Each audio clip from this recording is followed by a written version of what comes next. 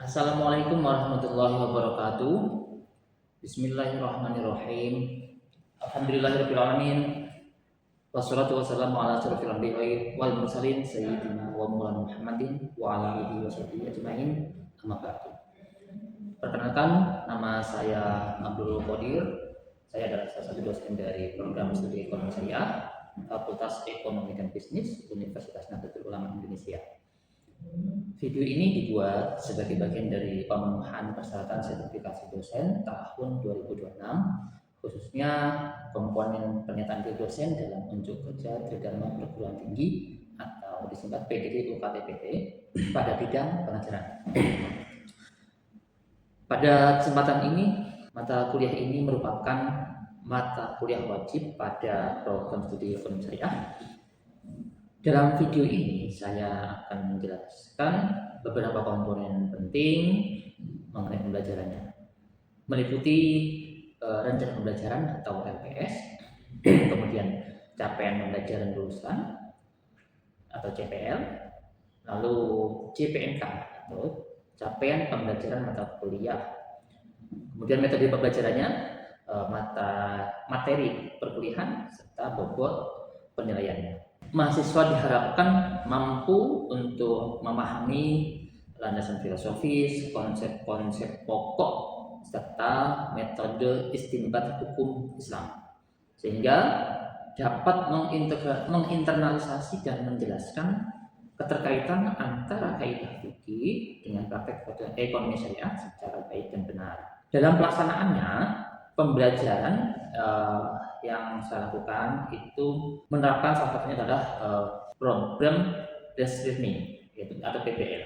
Pendekatan ini digunakan sebagai landasan agar mahasiswa itu dapat mengembangkan kemampuan untuk berpikir kritis, analitis, kolaboratif dalam pemecahan masalah. Selanjutnya, mahasiswa diarahkan untuk melakukan eksplorasi dan penyelidikan secara mandiri maupun kelompok melalui diskusi, pengumpulan data, serta melakukan presentasi dari hasil analisisnya. Yang kedua, ada model pendekatan delivery, interaction, dan assessment. Maksudnya adalah pertama, dosen menyampaikan materi dan komponen pembelajaran kepada melalui misalkan metode drama, studi kasus, atau penggunaan platform e-learning. Interaction-nya yaitu bentuk interaksi dua arah untuk membangun partisipasi aktif seperti diskusi, tanya jawab, dan bimbingan antara dosen dan mahasiswa. Yang terakhir, assessment, proses penilaian dan evaluasi untuk mengukur pemahaman mahasiswa melalui tugas, kuis, ujian, atau rubrik penilaian. Secara umum, mata kuliah ini memberikan pemahaman yang mendalam mengenai konsep, ruang lingkup, sejarah perkembangan usul fikih, sumber hukum fikih di dalam Islam, kemudian bagaimana metode istinbat hukumnya, kaidah-kaidah fikih yang dapat digunakan sebagai instrumen analisis terhadap persoalan-persoalan kontemporer, termasuk dalam bidang ekonomi syariah. Dengan demikian, mahasiswa tidak hanya memahami aspek teoritis, tetapi juga mampu mengkaitkan materi usul fikih dan kaidah dan qawaid fikih ini dengan praktek hukum Islam dalam kehidupan sosial. Mata kuliah ini di dalam pelaksanaan pembelajaran, mata kuliah ini mengacu pada capaian pembelajaran lulusan atau CPL dari prodi ekonomi syariah yang mencakup aspek sikap, yaitu ada keterampilan umum, keterampilan khusus, dan pengetahuan. Salah satu capaian pada aspek keterampilan umum adalah mahasiswa mampu menerapkan pemikiran yang logis, kritis, sistematis, dan inovatif dalam pengembangan serta implementasi ilmu usul fikih dan kaidah fikih sebagai prinsip syariah dengan tetap memperhatikan nilai-nilai humanitas. Selain itu, mahasiswa juga diharapkan mampu menganalisis permasalahan sosial ekonomi berbasis kaidah ilmiah serta kajian komparatif dengan sistem. Adapun capaian pembelajaran mata kuliah atau CPNK pada mata kuliah ini meliputi beberapa kemampuan utama. Yang pertama, mahasiswa diharapkan mampu memahami, menginternalisasi, dan menjelaskan teori-teori dasar usul fikih dan qawaid fikih secara baik dan benar. Kedua, mahasiswa diharapkan mampu menganalisis sumber hukum Islam dan metode istinbat hukum, khususnya yang berkaitan dengan praktik ekonomi syariah berbasis usul fikih dan kaidah fikih. Ketiga, mahasiswa diharapkan menggunakan kaidah usuliyah dan fikih dalam studi kasus di bidang ekonomi syariah dengan menggunakan konsep dasar ilmu fikih dan tujuan kaidah fikih di dalam Islam, serta mampu menganalisis kasus-kasus yang berkaitan dengan istinbat suatu hukum di bidang ekonomi syariah. Adapun pokok-pokok pembahasan dalam mata kuliah ini meliputi pertama, pengantar usul fikih dan kontrak perkuliahan, pengertian dan ruang lingkup usul fikih, sejarah usul fikih, hukum taklifi dan hukum waqi, kaidah usuliyah am dan khos, lalu amar dan nahi, mutlak dan muqayyad, serta mujmal dan mubayyan. Kemudian ada sumber hukum Islam, ijma' dan qiyas, istihsan, maslahah mursalah, dan satu dzari'ah. Lalu ada istishab, pengantar qawaid fikih, kaidah al-yakin la yuzalu bil syak, serta kaidah al-masyaqqatu tajribut taysir dan ad-darur yuzal. Untuk mengukur atau melihat kemampuan mahasiswa secara objektif dalam mengikuti perkuliahan, saya menerapkan beberapa komponen penilaian. Pertama, dari sisi kehadiran diberikan bobot 15%, tugas 15%, keaktifan sebesar 10%, UTS atau ujian tengah semester 25% dan UAS sebesar 35%. Pemilihan metode tersebut dimaksudkan agar mahasiswa tidak hanya menerima materi secara pasif, tetapi juga aktif mengeksplorasi konsep, mengkaji permasalahan, berdiskusi, serta membangun kemampuan analitis dan pemecahan masalah secara mandiri maupun kolaboratif. Demikian pemaparan saya mengenai pelaksanaan pembelajaran pada mata kuliah usul fikih dan qawaid fikih. Pagi ini kita akan membahas tentang istihsan, maslahah mursalah, dan satu dzari'ah dalam mata kuliah usul fikih dan kaidah fikih. Nah, kebetulan tema ini berada pada, artinya sebelumnya itu ada satu tema lagi, Al-Mustafa itu juga ada kitabnya. Sekarang ada versi terjemah juga, Sofawiyah itu. Kalau yang terjemah, kalau PDF-nya mudah didapatkan ya. Terjemahan bisa dibeli secara offline ataupun online. Nah, di e-commerce sudah ada. Saya sudah praktekkan itu bagaimana belinya yang versi terjemahnya. Kalau mau download memang besar. Nah, itu teman-teman saat ini mengakses sumber referensi itu tidak sulit.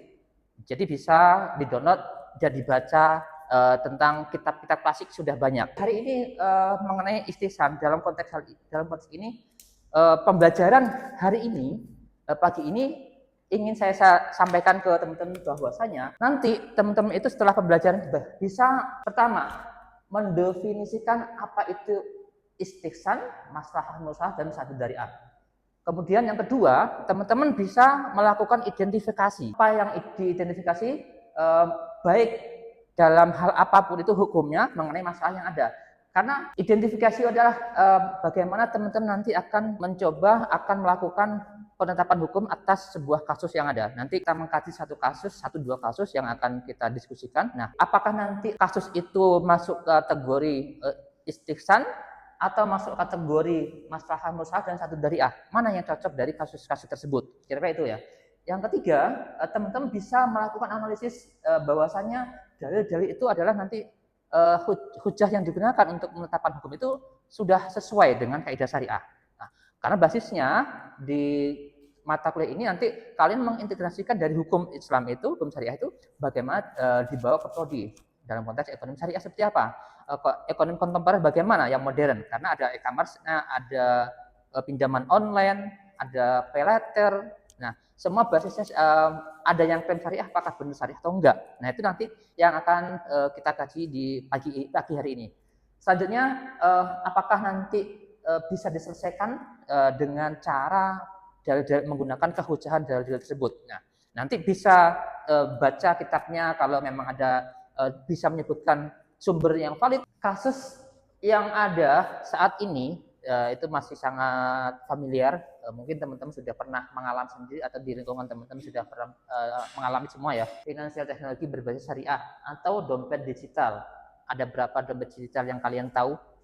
Ada Dana. Dana, Shopee Pay, GoPay, GoPay, Bank, Evo, OVO. Itu bagian dari dompet digital. Bank mengatakan bank karena model bank. Ada bank digital juga banyak sekarang ya.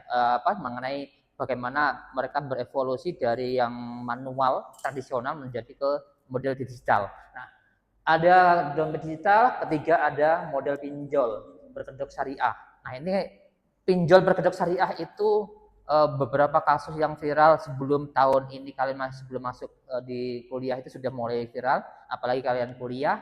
Nah, jangan sampai anak ekonomi syariah menjadi korban pinjol syariah. Karena apa? Kalian harus menganalisis. Sudah belajar usul fikih dan kaidah fikih, kalian nggak bisa menganalisis. Karena kalian harus setelah mempelajari ini kan harus bisa melakukan analisa ketika ada tawaran mengenai pinjaman online berbasis syariah. Ketetapan syariahnya seperti apa, unsurnya seperti apa. Nah, maka ini nanti yang akan kita kaji hari ini, pagi ini. Nanti kita bikin 1-2 grup untuk membahas mengenai 3 tema ini. Kita kaji 2 saja mengenai dan bikin 2 grup ya mengenai kasus ini. Apakah fenomena yang ada di lapangan itu sesuai syariah atau enggak ketika aplikator ini mengklaim untuk mendapatkan konsumennya, dia mengklaim syariah. Kalian sebagai mahasiswa ekonomi syariah harus melakukan analisa dan menetapkan sebuah ketetapan. Oh, ini dia klaim syariah tapi tidak syariah. Dasarnya ini sudah ada. Saya sudah ketetapan dalilnya sudah pas. Ini enggak syariah. Ini hanya klaim saja syariah karena ada unsur apa? Maghrib, maisir, horor, dan riba. Nah, itu sudah kita pelajari, maka kalian harus melakukan analisa itu. Kira gitu. Nah, selanjutnya berbicara soal bagaimana kita bisa menetapkan sebuah hukum tersebut atas dasar 3. Istihsan, maslahah mursal, dan satu dariah. Itu untuk apa? Nah, bahasa sederhananya ketika kita berbicara mengenai istihsan, itu adalah perpindahan hukum yang dituntut oleh kias menuju hukum lain yang lebih kuat karena adanya dalil yang dianggap membawa maslahat. Itu yang dibilang istihsan. Contohnya, akad salam akan diboleh meskipun menjual barang itu yang barang yang dijual itu belum ada. Nah, ini kalau akad salam kan kita menggunakan atau menerapkan akad salam, itu nanti akan ada di fikih muamalah tentang akad-akad tersebut. Di perbankan juga ada, di mata kuliah bank dan lembaga keuangan juga ada akad salam seperti apa. Contohnya ada di akad salam, barangnya belum ada karena kebutuhan petani dan produsen. Nah, nanti itu seperti apa? Nah, inilah nanti yang disebut oleh kalian menetapkan sebuah hukum, salah satu cara istinbatul hukum dengan istihsan. Kan turunnya setelah ijma, qiyas, nanti sampai istihsan sampai ini. Itu adalah bagian bagaimana kita menetapkan hukum. Kemudian maslahah mursalah itu untuk apa? Apakah sejalan dengan maqasid syariah atau enggak? Maslahah mursalah. Nah, konteks yang tadi 3 kasus itu yang muncul tadi, ada fintech, ada dompet digital, ada pinjaman online, itu apakah dilihat dari maslahah besarnya cocok atau enggak? Misalkan pinjaman tersebut klaimnya syariah, membawa dilihat dari kajian maslahah muslahnya. Istihsan ada beberapa macam. Di antaranya adalah istibatul nas, istihsan bil ijma, bil darurah, dan maslahah. Al-urf bil maslahah. Al-urf itu adat. Al-urf itu adat bil maslahah yang biasa digunakan. Ada juga nanti dalilnya di dalam fikih kaidah fikih itu ada al-adah muhakamah. Itu nanti ketentuan bahwa adat itu bisa menjadi pijakan sebuah hukum gitu. Nah, itu tidak bisa berlaku semua tapi ya nanti. Nah, tapi untuk sementara ini kita akan berbicara mengetahui bagaimana macam-macam istihsan nanti yang akan dipraktekkan dalam mengkaji fenomena yang ada mengenai fintech, dompet digital ataupun pinjol tadi ya. Ini ada macam-macam istihsan tersebut. Kemudian ada maslahah mursalah. Itu juga bukan hanya satu macam. Maslahah mursal dan satu dariah. Dikaitkan dengan ekonomi syariah, bahwa maslahah mursalah itu ada 3 tingkatan, ada 3 macam. Ada daruriyah. Daruriyah itu adalah kebutuhan darurat atau primer, sekunder, tersier. Nah, bahasa di kajian fikihnya adalah daruriyat, hajiyat, dan tahsiniyat. Apa sih daruriyat itu? Itu dalam konteks aplikasi tersebut yang akan kita bahas itu, apakah ketika berbicara misalkan dana tabungan itu, misalkan kita menyebut kalau dompet digital kita tidak bisa pinjam kan, kita harus punya saldo di situ kan. Dana ketika kita mau transaksi itu harus ada saldo dulu sebelum kita bisa menggunakan kan. Ada QRIS juga sama. Nah, apakah konteks ketika kita daruriyah tersebut daruriyah atau primer itu memberikan keamanan atau enggak? Dana tersebut aman atau enggak kira-kira ketika kita menyimpan dan uang kita di aplikasi Dana misalkan, atau uang kita di aplikasi Shopee, Pay, aman atau enggak sisi keamanannya? Nah, itu nanti yang akan kita kaji, bahwasanya aplikasi tersebut yang klaim syariah itu sesuai syariah atau enggak, keamanannya. Kemudian yang kedua itu apakah dari sisi layanannya, aplikasinya itu dia masuk ke sekunder. Kedua, apakah itu memudahkan bagi kita atau enggak? Ada keamanan, kemudahan. Kemudian yang terakhir itu fiturnya merepotkan buat pengguna atau enggak, kira-kira fitur-fitur yang ditawarkan oleh pengembang itu kan itu. Itu nanti yang akan kita kaji secara dengan menggunakan 3 jalur istinbatul hukum tadi untuk menetapkan sebuah hukum. Terakhir itu adalah yang sabdu dariah. Bagaimana hal ini bisa dilakukan untuk melihat atau menetapkan salah satu sabdu dariah? Apakah nanti ada kecurigaan enggak menimbulkan kerusakan, kerugian bagi kita sebagai konsumen, sebagai nasabahnya tersebut? Nah, berpotensi kerusakan lagi enggak terhadap keuangan kita? Ada unsur ribanya enggak di situ? Nah, kita masih pada maghrib tadi. Terakhir, menimbulkan contohnya perdagangan aset digital tertentu itu, aset-aset yang ada di aplikator itu ada yang merugikan atau enggak. Nah, dalam konteks ekonomi syariah itu yang akan kita lihat secara menyeluruh. Selanjutnya adalah istihsan itu sebagai sebuah dalil yang kehujahannya itu seperti apa? Pendukung dan penolak. Nah, ini ada 3 mazhab yang mendukung itu, Hanafi, Maliki, dan Hambali.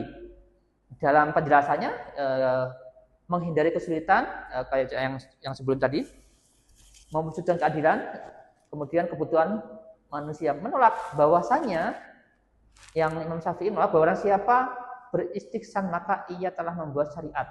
Namun yang ditolak adalah istihsan berdasarkan hawa nafsu, bukan berdasarkan dalil. Nah, dari kalimat kutipannya Imam Syafi'i tadi, beristihsan itu artinya misalkan salam, karena awal tadi salam, akad salam tadi kan, maka apakah akad salam itu hanya untuk memuluskan, melancarkan bisnis kita, atau memang dalam istihsan akad salam tadi itu, yang contoh akad salam tadi itu adalah ada dalil yang menyertai yang jadi hujah kita bahwasanya itu boleh. Kira-kira itu yang harus disampaikan kehujahannya mengenai istihsan kalau menggunakan dalil istihsannya, kira-kira itu.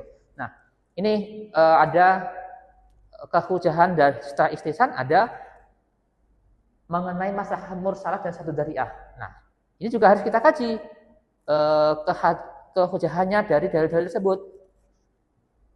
Ada hifdzul malnya atau enggak, kajian dari maqasid syariah. Ada hifdzul mal, hifdzuddin, nafas, akal, dan nasl. Nah, dari 5 konsep ini, maqasid syariahnya, lebih terkenalnya kalau di ekonomi syariah itu ada kajian teoritisnya menggunakan adalah maqasid syariah. Ada 5 fungsinya ini ya. Itu adalah di konsep ekonomi syariah. Nah, disinilah kehujahan masalah mursal dan sabdu dariah yang selanjutnya yang akan kita jadikan pedoman. Nah, ini nanti yang teman-teman sampaikan, membuat kasus tersebut tadi, ada fintech, e-wallet, nanti silakan dipilih kasusnya, kemudian kehujahannya, penyampaian dalilnya seperti apa nanti ya. Tugas kelompoknya kita diskusi di kelas.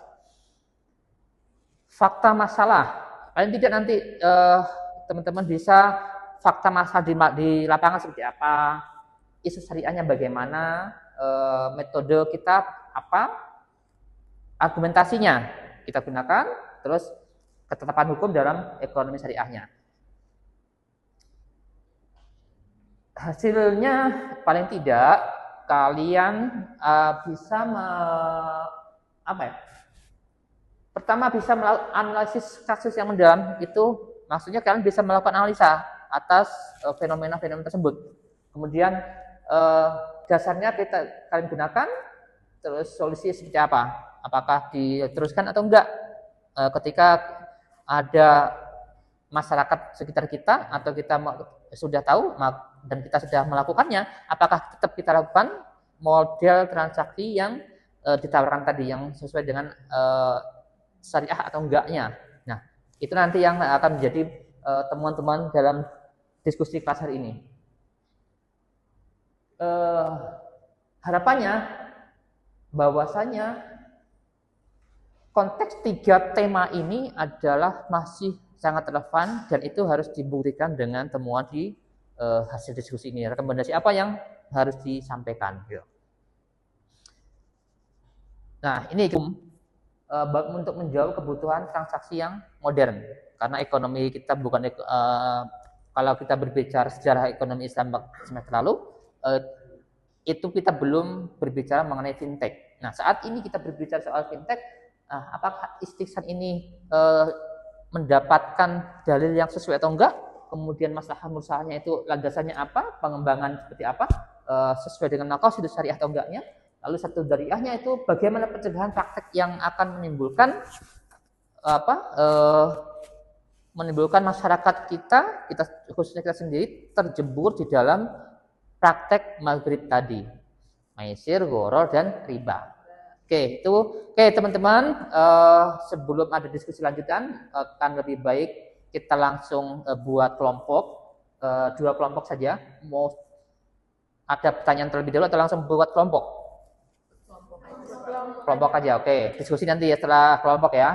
Oke, baik kalau gitu silahkan teman-teman buat grup 2 kelompok dari pilih 3 tema yang tersampaikan tadi atau teman-teman punya ide sendiri untuk dikaji dalam kelompok tersebut dengan pedoman-pedoman tadi. Bahwasanya adanya transaksi atau adanya klaim-klaim dari baik itu pinjol, fintech yang klaim syariah, tapi ternyata hasil temuan 2 diskusi ini, kelompok ini adalah menemukan ketidakjelasan di akad.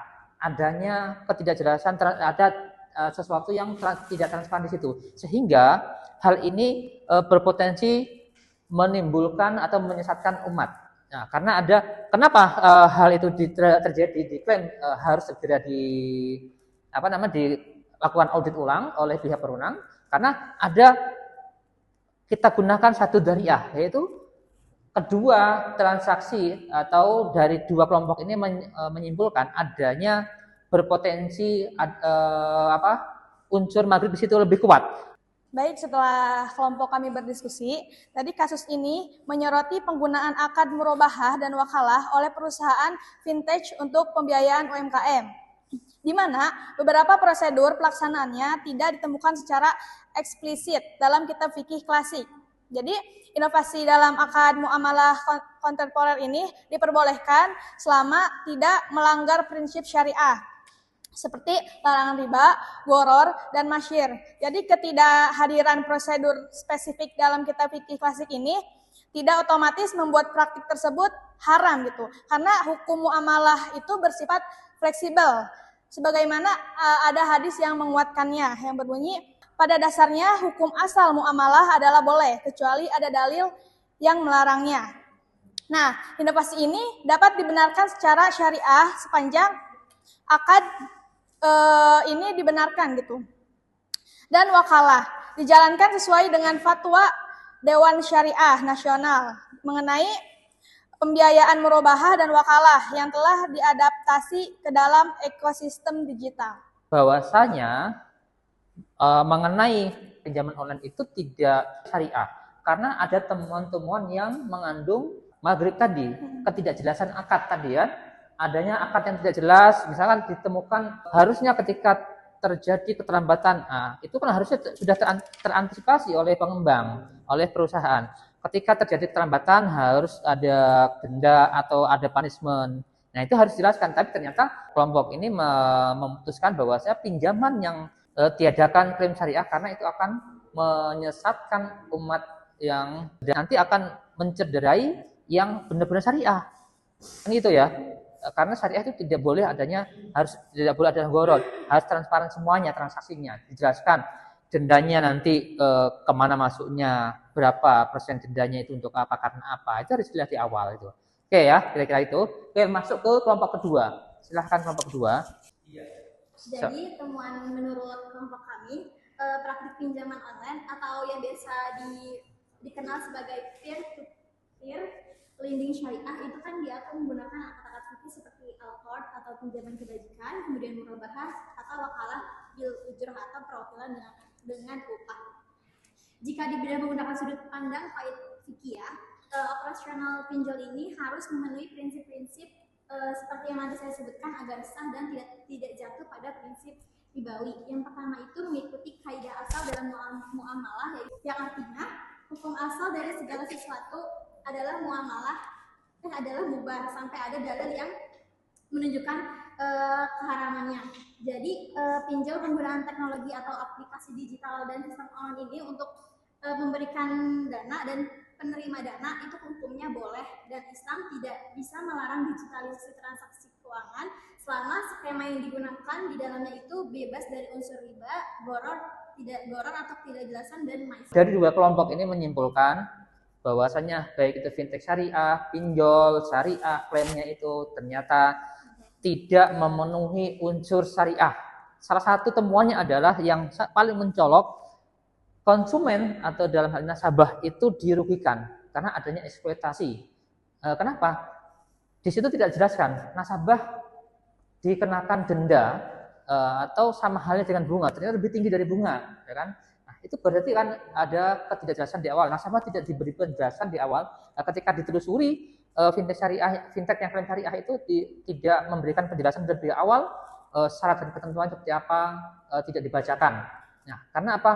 Dua kelompok ini menemukan dan pernah mengalami di lingkungannya, ada di lingkungan mengalami ternyata ketika transaksi baik misalkan pinjol atau di yang marak itu adalah bank emok di wilayah masing-masing, istilahnya ada bank lain, nah itu tidak memberikan penjelasan seperti itu. Maka dengan merujuk kepada konsep satu syariah, pencegahan itu lebih baik daripada membiarkan. Maka ini itu lebih baik dalam ekosistem syariah itu adalah dilakukan pencegahan, konsep satu syariah. Maka kita sarankan untuk dilakukan audit secara menyeluruh kepada aplikator ataupun pinjaman berbasis keuangan, lembaga keuangan berbasis digital yang klaim syariah tapi ternyata tidak ada syariahnya, karena itu akan sangat merugikan masyarakat semuanya.